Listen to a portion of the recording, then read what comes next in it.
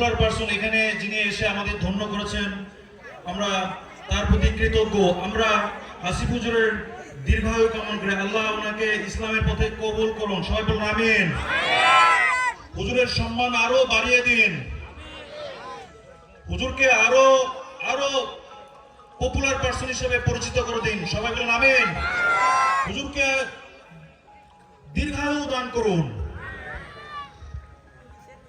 এমতো অবস্থায় আজকের এই ওয়াজ মাহফিলের আমাকে সভাপতি করা হয়েছে। যাই হোক, এই যোগ্যতা আমার রাখি না। যাই হোক, এখানে আমাকে যারা মনোনীত করেছে আমি তাদের প্রতি কৃতজ্ঞ।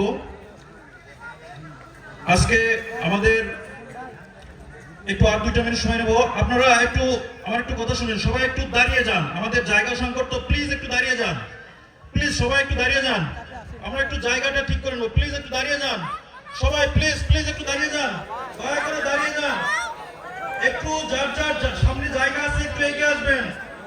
পিছনে জায়গা হচ্ছে না, দাঁড়াতে পারছে না, বসতে পারছে না, আপনারা একটু এগিয়ে আসেন, প্লিজ এগিয়ে আসেন। বসে পড়েন, বসে পড়েন। পিছনে যারা দাঁড়িয়ে আছেন চলে আসেন এদিকে।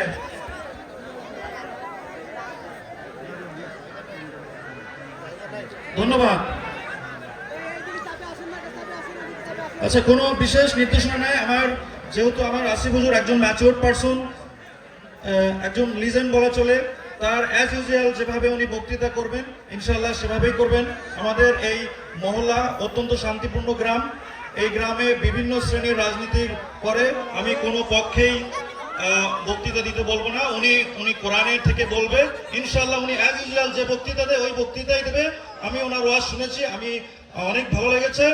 উনি ওইভাবেই বক্তৃতা দেবেন ইনশাআল্লাহ। আমরা তার ওয়াজ আমরা শুনবো ধৈর্য সহকারে। সবার প্রতি আমি আবারও কৃতজ্ঞতা, এবং মাহফিল কমিটির এত সুন্দর আয়োজনের জন্য তাদের প্রতি আমি কৃতজ্ঞতা জানিয়ে আমি আমার কথা শেষ করছি।